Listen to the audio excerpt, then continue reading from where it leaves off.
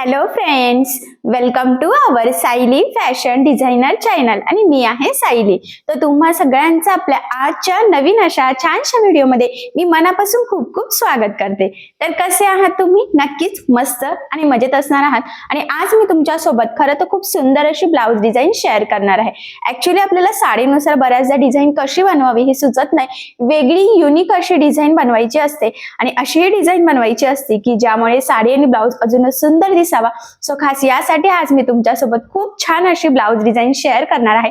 सगळ्यात महत्त्वाचं म्हणजे मी तुम्हाला या ब्लाउज डिझाईनची संपूर्ण कटिंग आणि स्टिचिंग अतिशय सावकाश स्टेप बाय स्टेप आणि खूप काही महत्त्वाच्या फिनिशिंगच्या टिप्स अँड ट्रिक्स आहेत सांगणार आहे, जेणेकरून तुम्हाला आपला आजचा हा व्हिडिओ बघून फक्त अशी डिझाईन बनवणंच नाही तर ती प्रॉपर परफेक्ट फिनिशिंग सहित कशी बनवावी तर हे देखील सहजच लक्षात यावं यासाठी. ठीक आहे, सो चला मग वेळ न घालवता आपण आपल्या आजच्या छानशा व्हिडिओला सुरुवात करूयात. आणि आपला आजचा हा व्हिडिओ तुम्ही स्किप न करता पूर्ण नक्की बघा, जेणेकरून तुम्हाला आपला आजचा हा व्हिडिओ बघून अशी छानशी लेटेस्ट ट्रेंडिंग ब्लाउज डिझाईन बनवणं खूपच सोपं जाईल. ठीक आहे, सो चला मग आता आपण स्टार्ट करूयात. तर हे बघा, इथे तुम्ही बघू शकतात की हा आहे blouse piece. Actually blouse piece हा ब्रॉकेट टाइप आहे, त्यावर एकदम फेंट असं गोल्डन वर्क आहे आणि याचा जो काही अस्तर आणि मेन फॅब्रिक आहे तर असं दोन्हींचं आपण इथे ऑलरेडी कटिंग करून घेतलेली आहे. सो सगळ्यात आधी आता मी तुम्हाला याचं मेजरमेंट कसं आहे ते सांगते, म्हणजे तुम्हाला तुमच्या मापानुसार या डिझाईनसाठी कटिंग स्टिचिंग सहजच करता येईल. तर बघा, मग इथे ब्लाउजची उंची आहे 12, 1 इंच मार्जिन, असं टोटल आपण 13 इंचाला मार्किंग करून घेतलेली आहे. त्यानंतर इथून 2.5 इंच गळा रुंदी आणि 5.5 शोल्डर अशा पद्धतीची पूर्ण मार्किंग इथे खरं तर आपण केलेली आहे. एवढंच नाही तर याचा जो काही मुंडा आहे तर तो सुद्धा आपण इथे 5.5 इंचाचा घेतलेला आहे. 1.5ला मार्किंग करून बॅक साईडच्या मुंड्याचा शेप सुद्धा दिलेला आहे. इथून घेतलेला आहे छातीचा चौथा भाग अधिक 1.5 इंच किंवा 2 इंच मार्जिन तुम्ही ऍड करू शकतात. इथे मी 2 इंच मार्जिन ऍड केलं आणि टोटल 10 इंचाला मार्किंग करून हा बॅक पार्ट कटिंग करून घेतलेला आहे. सो बघा, मग सगळ्यात आधी आता गळ्याची जी काही मार्किंग आहे तर ती आपण अस्तरच्या बॅक पार्टवर करून घेऊयात. तर तुमचा जेवढा गळा असेल त्यामध्ये अर्धा इंच एक्स्ट्राचं मार्जिन ऍड करायचं. तर बघा, मग मी इथे 9 इंचाला मार्किंग केलेली आहे. 8.5चा गळा होता. 2.5 इंच गळा रुंदीची खाली आणि वरती दोन्ही साईडला खरं तर इथे मार्किंग करून घ्यायची आणि त्यानंतर पट्टीच्या सहाय्याने इथे आपल्याला एक बॉक्स ड्रॉ करायचा आहे. तर ही आपली बेसिक स्टेप आहे. तुमचा गळा कुठलाही असो, सगळ्यात पहिले आपल्याला ह्या पद्धतीने इथे मार्किंग ही करावी लागते. आता बघा, या पद्धतीने हा बॉक्स ड्रॉ झाल्यानंतर तुमचा जेवढा गळा असेल किंवा जो काही गळ्याचा शेप असेल तर त्याची मार्किंग करायची. तर इथून बघा, मी 2.5 इंचाला मार्किंग केलेली आहे. त्यानंतर तिथून बाहेरच्या साईडने 1 इंचाला मार्किंग करते आणि मग आता जो काही आपला शेप आहे तर तो इथे ड्रॉ करून घेते. तर बघा, इथून या पद्धतीने कर्व आपल्याला इथे पर्यंत ड्रॉ करायचा आणि इथून वरच्या साईडने म्हणजे थोडासा पंचकोनी आहे, पण जो काही खालचा शेप आहे तर तो जास्त आपण गोलाकार असा घेतलेला आहे, कर्व जास्त घेतलेला आहे, एवढाच फरक आहे. सो बघा, मग अशा पद्धतीने गळ्याची मार्किंग करून झालेली आहे. तर मी थोडी डार्क करते जेणेकरून ती तुम्हाला लवकर दिसेल. आणि आता आपण जी काही मार्किंग केलेली आहे एक्झॅक्टली यावरच कटिंग करून घेऊयात. सो बघा, तुम्हाला जर का कॅनव्हास पेपर लावून हा गळा रेडी करायचा असेल तर तुम्ही करू शकतात, पण बिना कॅनव्हासचा सुद्धा हा गळा खूप सुंदर असा रेडी होतो. सो मग तुम्ही बिना कॅनव्हास पेपरचा सुद्धा करू शकतात. तर बघा, मग मी इथे जी मार्किंग होती खरं तर त्यावरच एक्झॅक्टली इथे कटिंग करून घेते, कारण आता आपण जशी कटिंग करणार आहोत तसाच याचा शेप येणार आहे. तर हा पॉईंट इथे मोस्ट इम्पॉर्टंट आहे, सो तो तुम्ही लक्षात राहू द्या. आणि बघा, मग मी इथे ह्या पद्धतीने परफेक्ट अशी गळ्याची कटिंग करून घेतली. सो बघा, मग अशा पद्धतीने आपण अस्तरवर गळ्याची कटिंग केलेली आहे. आता आपण इथे स्टिच करायला स्टार्ट करूयात. तर बघा, मग आता इथे सगळ्यात आधी आपल्याला अस्तर आणि मेन फॅब्रिक एकमेकाला जोडून घ्यायचं आहे. त्यासाठी मी ब्लाउज पीसचा बॅक पार्ट सरळ ठेवला, त्यावर आपण कटिंग केलेला अस्तरचा बॅक पार्ट ठेवून घ्यायचा आहे, व्यवस्थित मॅच करायचा आहे आणि सेंटरला एक पिन आणि दोन्ही साईडच्या शोल्डरला एक एक अशा टोटल आपल्याला इथे 3 पिना लावून घ्यायच्या आहे, कारण की स्टिचिंग करताना ते हलायला नको, बऱ्याचसा गळा रुंदी स्प्रेड होते आणि स्टिचिंग करताना सुद्धा तिरकं वगैरे जाण्याचे चान्सेस असतात. सो तसं होऊ नये त्यासाठी आपल्याला इथे पिना लावणं अगदी गरजेचं आहे. सो म्हटल्याप्रमाणे बघा, मग सेंटरला मी एक पिन लावलेली आहे. आता खालच्या साईडने सुद्धा व्यवस्थित ठेवायचं आहे डिस्टन्स एकसारखा आणि इथे गळ्याला सुद्धा म्हणजे शोल्डरला एक पिन लावलेली आहे आणि तिकडच्या साईडच्या शोल्डरला सुद्धा लावून घेऊयात. गळा रुंदी अजिबात स्प्रेड होणार नाही. 2.5 आणि 2.5 5 होता, तर 5च पाहिजे नाही आपली इथे, नाहीतर बऱ्याचदा स्टिचिंग करताना गळारुंदी खूप स्प्रेड होते आणि त्यानंतर काय होतं मग की शोल्डर उतरण्याचे खूपच चान्सेस असतात. सो तसं होऊ नये त्यासाठी अगदी काळजीपूर्वक आपल्याला खरं तर इथे ह्या पिना लावून घ्यायच्या आहे. पिना लावल्यानंतर एकदा आपण चेकही करून घेऊयात की बरोबर आपलं 5 इंच गळारुंदी तयार होत आहे की नाही इथे. सो ती बरोबर आहे. मला किंचितशी इकडची बाहेर वाटते. सो मी एक लाईन फक्त थोडीशी किंचित हलवून घेतलेली आहे. ठीक आहे. सो अशा पद्धतीने आता आपण इथे पिना लावलेल्या आहे. तर बघा मग सगळ्यात आधी आता आपल्याला गळ्याच्या साईडने साधारणतः पाव इंच एवढं मार्जिन ठेवून इथे टीप मारून घ्यायची आहे. टीप मारताना एकसारखं मार्जिन राहील याची आपल्याला काळजी घ्यायची आहे. नाहीतर बऱ्याचदा काय होतं की मार्जिन कमी जास्त जर झालं तर मग आपला गळ्याचा सगळा शेपच बिघडतो. सो तसं होऊ देऊ नका, कारण की इथे बिना कॅनव्हाचा गळा असल्यामुळे मार्जिन व्यवस्थित एकसारखी येणं आणि गळ्याच्या कडेकडेने बरोबर कानाकोपरे मेंटेन ठेवणे हा पॉईंट इथे खरं तर मोस्ट इम्पॉर्टंट आहे. तर तो तुम्ही फॉलो करायचा आहे. तर बघा मग फायनली एकदम एकसारखं प्रॉपर फिनिशिंग सहित आपण इथे गळ्याला टीप मारून घेतलेली आहे. यानंतर कंटिन्यू लगेचच आपण कमरेच्या साईडला सुद्धा टीप मारून घेऊयात. आणि इथे टीप मारताना साधारणतः अर्धा इंच एवढं एकसारखं मार्जिन आपल्याला इथे पकडायचं आहे. त्यानंतर बघा आता आपल्याला इथे जे काही एक्स्ट्राचं मेन फॅब्रिक आहे ब्लाउज पीस आणि गळ्याच्या मध्ये आणि कमरेच्या साईडचं खरं तर ते इथे कटिंग करून घ्यायचं आहे या पद्धतीने. आणि ऍक्च्युली ना इथे गळा आणि कमरेच्या साईडला सोबतच टीप मारण्याचा फायदा हा आहे की आपला गळा आणि कमरेचा पार्ट दोन्ही प्रॉपर फिनिशिंग सहित सोबतच इथे रेडी होतं. त्यानंतर गळ्याला आता द्यायचे आहे इथे छोटे छोटे कट्स, जेणेकरून ज्यावेळेस आपण हा बॅक पार्ट सरळ करू तर तो प्रॉपर फिनिशिंग सहित सरळ व्हावा, फोल्ड व्हावा, त्यासाठी ही स्टेप खूप इम्पॉर्टंट आहे. आणि यानंतर आता आपण हा पार्ट इथे सरळ करून घेऊयात. आता बघा हा व्यवस्थित सरळ केल्यावर गळ्याच्या साईडने व्यवस्थित प्रेस करायचा आहे. आणि मग आता सगळ्यात आधी आपल्याला गळ्याच्या साईडला द्यायची आहे इथे दाबटीप.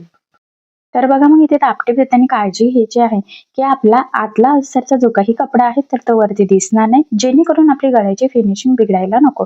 तर फिनिशिंगसाठी ही मोस्ट इम्पॉर्टंट टीप आहे. त्याचबरोबर कानेकोपरे वगैरे व्यवस्थित सेट करून बाहेर काढायचे आहे.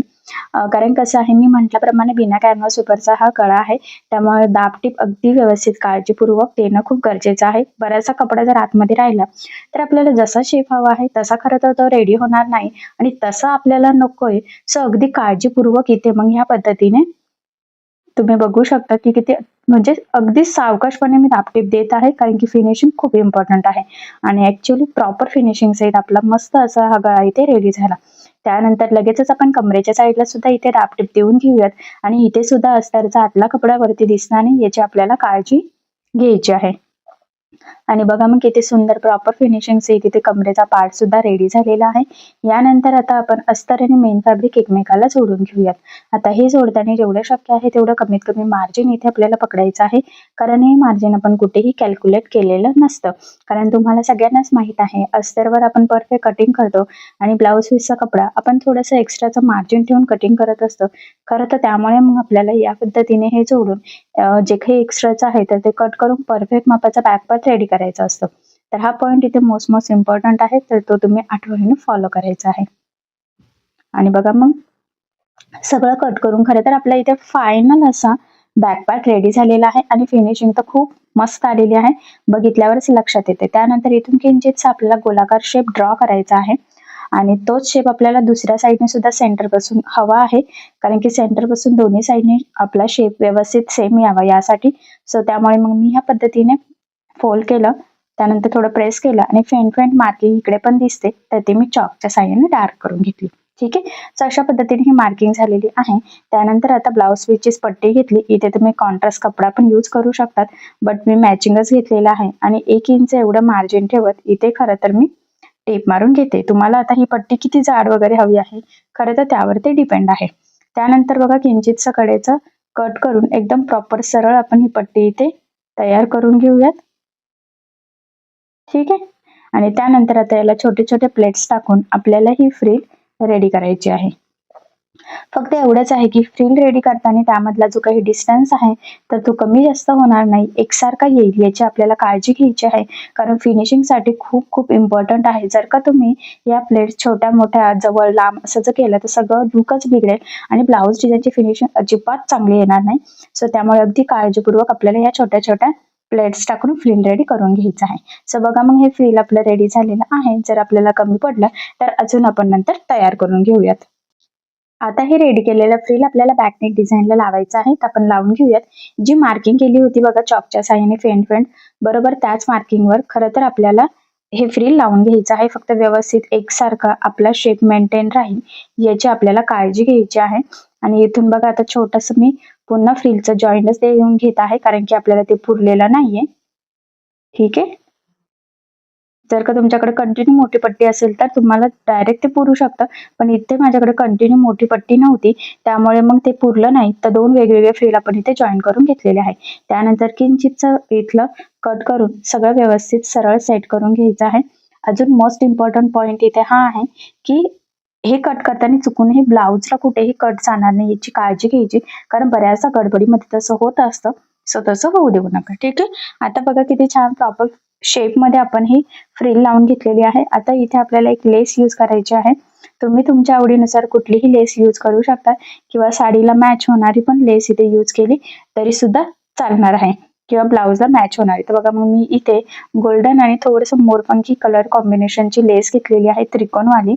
त्रिकोणच्या लेसचा सध्या ऍक्च्युली खूप ट्रेंड चालू आहे.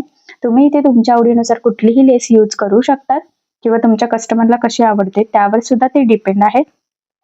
तर बघा मग मी इथे लावायला सुरुवात केलेली आहे. खरं तर आपल्याला वरच्या साईडने डायरेक्ट लावायचं आहे, म्हणजे जो काही मेन गळा आहे तिथे आधी लावायचा आहे आणि त्यानंतर फ्रिलला आपण लावणार आहोत. सो बघा मग मी म्हटल्याप्रमाणे इथून व्यवस्थित अगदी काळजीपूर्वक आपला शेप कुठेही चेंज होणार नाही याची आपल्याला खरं तर काळजी घ्यायची आहे. कारण बऱ्याचदा होतं काय की आपण गडबडीमध्ये ना कशी पण पटपट लेस लावतो आणि ती प्रॉपर न लागल्या गेल्यामुळे आपलं सगळं फिनिशिंग बिघडतं. सो तसं होऊ देऊ नका. अगदी काळजीपूर्वक खरं तर आपल्याला ही लेस लावून घ्यायची आहे, आणि आपला जसा शेप आहे गळ्याचा तर तो मेंटेन राहिला पाहिजे याची सुद्धा आपल्याला काळजी इथे खरं तर घ्यायची आहे. आणि अजून इम्पॉर्टंट म्हणजे जिथे कानाकोपरे आहेत तिथे लेस आपल्याला व्यवस्थित फोल्ड करायची आहे, म्हणजे ती प्रॉपर फिनिशिंग सहित लागली जाईल. त्यानंतर दुसऱ्या साईडने सुद्धा बघा आपल्याला ह्या लेसला टीप मारून घ्यायची आहे. ऍक्च्युली मी नेहमी सांगत असते लेस जाड बारीक कशीही असो, शक्य असल्यास दोन्ही साईडने टीप टाकायचे. त्याचे 2-3 फायदे आहे. महत्वाचं म्हणजे लेस तरंगत नाही, ती पॅक लागली जाते, ती कुठे गोळा होत नाही, आणि सगळ्यात इम्पॉर्टंट म्हणजे फिनिशिंग सुद्धा खूप सुंदर येते. सो तुम्ही सुद्धा जेवढं शक्य आहे तेवढं तुम्ही लेसला खरं तर दोन्ही साईडने टीप मारण्याचा प्रयत्न नक्कीच करायचा. ठीक आहे. तर बघा गळ्याच्या साईडने आपण ही छान अशी प्रॉपर फिनिशिंग सहित लेस लावून घेतलेली आहे. त्यानंतर आता ह्या फ्रिलला सुद्धा आपल्याला ती लेस लावायची आहे, तर ती सुद्धा आपण इथे लावून घेऊयात. तर बघा मग ही लेस लावताना अगदी व्यवस्थित काळजीपूर्वक आपल्याला फ्रिलच्या कडेने लावायचं आहे. ती अशा पद्धतीने लावायची आहे की फ्रिलचे कुठून धागे वगैरे आपले निघायला नको, आणि एकदम प्रॉपर व्यवस्थित शेपची म्हणजे काळजी घ्यायची आहे आपल्याला, की कुठेही शेप वगैरे चेंज व्हायला नको, लेस वर खाली व्हायला नको यासाठी. आणि बघा इथे सुद्धा लेसला खरं तर मी दोन्ही साईडने टीप टाकून घेत आहे, म्हणजे लेस पॅक लागली जाईल, फिनिशिंग सुंदर येईल, आणि या छोट्या मोठ्या गोष्टी तुम्ही आवर्जून फॉलो करायच्या आहे. सो बघा मग फायनल किती छान प्रॉपर फिनिशिंग सहित आपण या फ्रिलला सुद्धा इथे लेस लावून घेतली. त्यानंतर इथून कडेने टीप मारून फ्रिल आपल्याला इथे ब्लाऊजला अटॅच करून घ्यायची आहे, कारण ती आपण अटॅच केली नव्हती, ती इझिली होती, म्हणजे साईडने फक्त. अशी तर आपण ती व्यवस्थित प्रॉपर जोडलेली आहे, पण मुंड्याच्या साईडने बाकी होती. एक्स्ट्राचा कट करून घेतला आणि परफेक्ट मापाचा आपला इथपर्यंतचा बॅक पार्ट रेडी झालेला आहे. यानंतर बॅक साईडला टक्स टाकून घेऊयात. खरं तर फ्रिल लावण्याच्या आधी जरी टक्स टाकले तरी सुद्धा चालेल, किंवा फ्रिल लावल्यानंतर टाकले तरी सुद्धा चालेल, म्हणजे आता तुम्हाला कसं जमते त्यावर ते डिपेंड आहे. आता बघा सेंटर पासून 4.5 आणि उभा 4 इंचच्या टक्स पॉईंटची मी मार्किंग इथे करून घेतलेली आहे. गळा जर अजून डीप असेल आणि आपला फ्रिल अजून खाली येत असेल तर मग 3.5चा जरी तुम्ही टक्स घेतला तरी चालेल. ठीक आहे.